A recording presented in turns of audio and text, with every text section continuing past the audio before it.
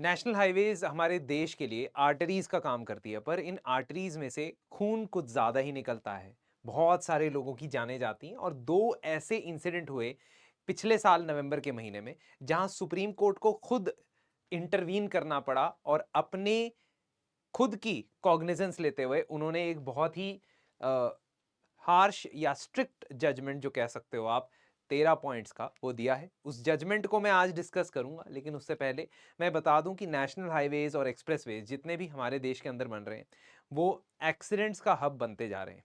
और ministry of road transport and highways की जो रिपोर्ट है 2023 की, रोड एक्सीडेंट्स इन इंडिया, उसके तहत 1,72,000 लोगों की जान एक साल में यानी 2023 में जाती है भारत में।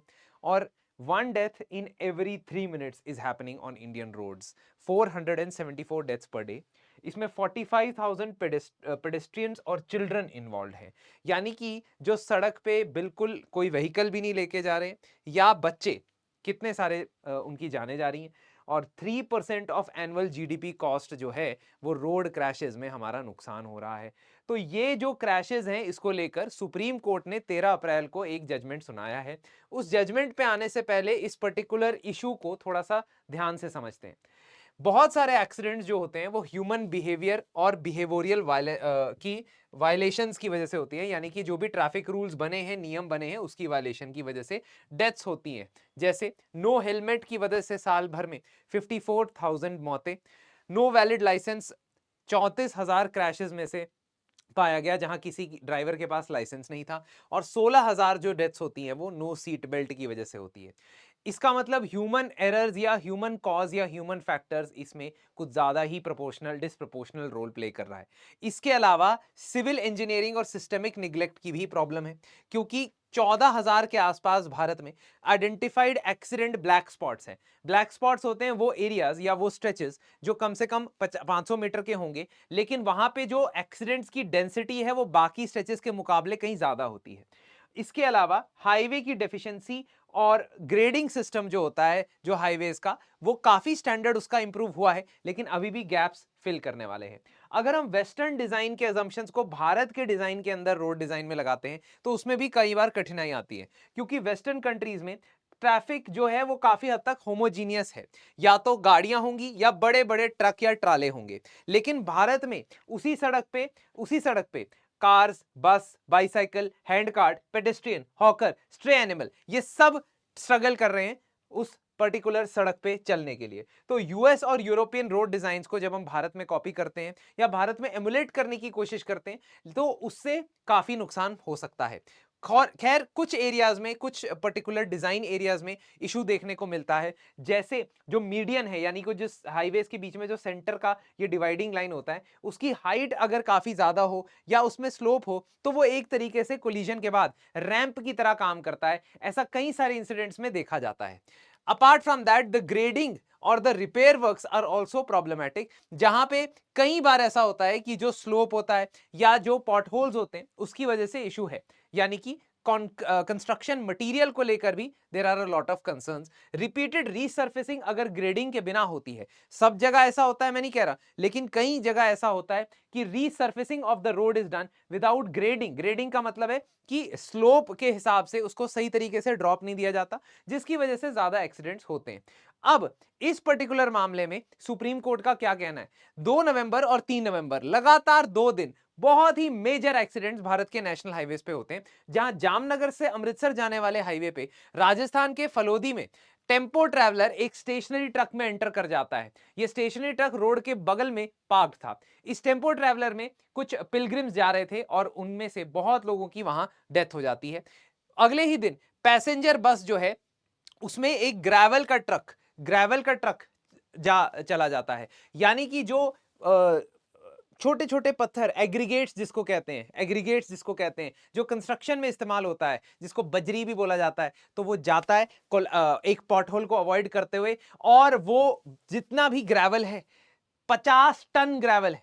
एक ट्रक में 25 से 30 टन ग्रेवल से ज्यादा नहीं होना चाहिए, वो 50 टन ग्रेवल कैरी कर रहा है, इसका मतलब ओवरलोडिंग कर रहा है। और वो जो है सारा का सारा ग्रेवल उस बस के ऊपर गिर जाता है। पैसेंजर उस ग्रेवल के नीचे दब जाते हैं और उनकी डेथ हो जाती है। ये दो बड़े इंसिडेंट होते हैं जिसकी वजह से सुप्रीम कोर्ट अपने हिसाब से अपने पास उस पर्टिकुलर रोड सेफ्टी के इशू को लेके आता है, जिसको कहते हैं हम सुओ मोटू केस या सुओ मोटू कॉग्निसेंस, जिसमें सुप्रीम कोर्ट खुद संज्ञान लेते हुए किसी मामले को अपने पास लेके आता है। और जस्टिस जेके महेश्वरी और अतुल चांदोरकर जी ने 13 अप्रैल को आर्टिकल 142 के अंदर सुप्रीम कोर्ट के पास जो पावर्स हैं उसको इस्तेमाल करते एक सेट ऑफ गाइडलाइंस इशू की है।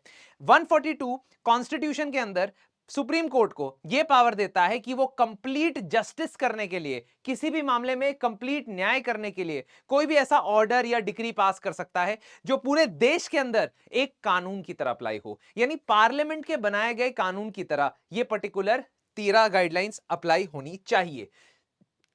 इस पर्टिकुलर मामले में सुप्रीम कोर्ट 30 दिन के अंदर अंदर गाइडलाइंस देता है कि स्टेट पुलिस और ट्रांसपोर्ट टीम्स को नेशनल हाईवे की रेगुलर पेट्रोलिंग करनी शुरू कर देनी है 30 दिन के अंदर अंदर। अगर 30 दिन के अंदर अंदर नहीं होता है तो जो भी एप्लीकेंट्स है, लिटिगेंट्स है, जो भी पार्टीज हैं इस केस की, वो हमारे पास इस मामले को लेकर दोबारा से आ सकते हैं। दूसरा, जो भी हाईवे के सेफ्टी जोन्स के अंदर लाइसेंस दिए गए हैं, कमर्शियल लाइसेंस दिए गए हैं, बिल्डिंग के लाइसेंस दिए गए हैं, उनको रिव्यू करना है और हर एक डिस्ट्रिक्ट में एक district highway safety task force बनानी है। इस district highway safety task force की जो जिम्मेदारी होगी वो डिस्ट्रिक्ट कलेक्टर की और पुलिस कमिश्नर्स की होगी, या कमिश्नर लेवल के जो अफसर होंगे उनकी होगी। और उनकी रिस्पॉन्सिबिलिटी है कि जो हाईवेज पे राइट ऑफ वे होता है, राइट ऑफ वे क्या होता है? राइट ऑफ वे होता है जितना लैंड आप हाईवे बनाने के लिए अक्वायर करते हो।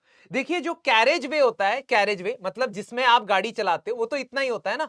उसके अलावा कर्ब होता है, शोल्डर होता है, मतलब साइड वाला जो एरिया होता है, या जहां से सर्विस लेन शुरू होती है, इसमें आप कम से कम 45 से लेकर 60 मीटर तक का एरिया जो है उसको राइट ऑफ वे बोलते हो, डिपेंडिंग अपॉन कि वो नेशनल हाईवे, एक्सप्रेस वे है, क्या है। अब ये जो एरिया होता है, ये पूरा एरिया राइट ऑफ वे, इसके अंदर कोई भी कंस्ट्रक्शन नहीं होनी चाहिए, कोई भी कमर्शियल एक्टिविटी नहीं होनी चाहिए। और इसी वजह से कई बार क्या होता है कि इवन नेशनल हाईवेज पे जो ढाबे बने होते हैं या जो ईटरीज बनी होती है, वो इस राइट ऑफ वे के अंदर आ जाती हैं। और जब भी कोई ट्रक या कोई व्हीकल यहां पार्क होता है तो वो एक्सीडेंट का कारण बनता है। ये पर्टिकुलर एक्सीडेंट जो हुआ था अभी इसमें राजस्थान के अंदर, उसमें भी यही एक कॉज ऑफ कंसर्न था कि जो ट्रक ड्राइवर्स थे वो ढाबे के ऊपर, ईटरी के ऊपर थे और उन्होंने ट्रक साइड में पार्क करके रखा हुआ था। अब इसके अलावा सुप्रीम कोर्ट का यह कहना है कि 45 दिन के अंदर, 45 डेज के अंदर हमें एनएचएआई और ministry of road transport and highway को दोबारा बोला है कि वो एक definitive list of accident black spots निकाल ले।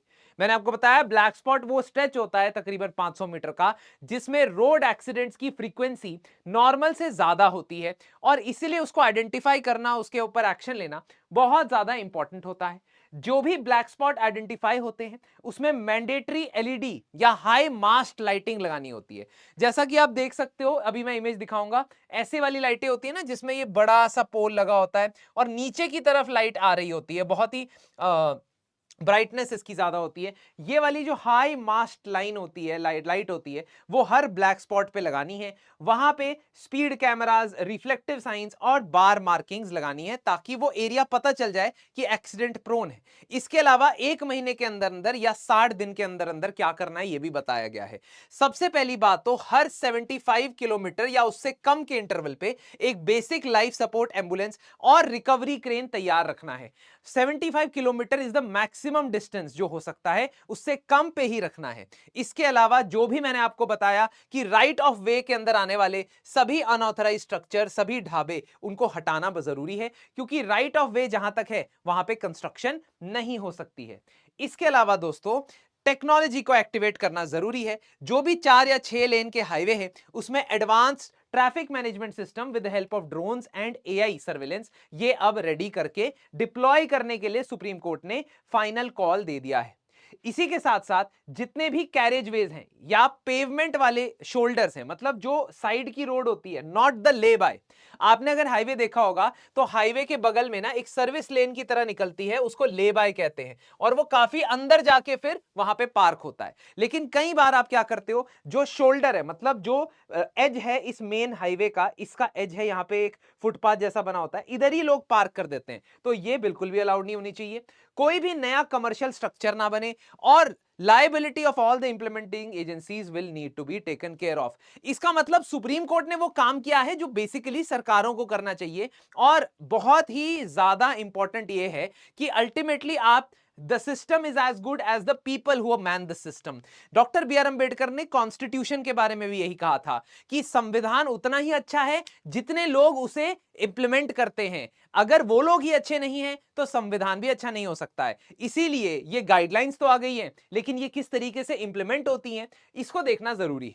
रैपिड रिवीजन कोर्स के अंदर हम प्रीलिम्स 2026 के लिए सभी जीएस के जितने भी सब्जेक्ट्स हैं उनको 2 से 3 दिन के अंदर अंदर रिवाइज करते हैं। मतलब 15 डेज की रिवीजन साइकिल है। अभी पेपर में लगभग 4 हफ्ते बचे हैं।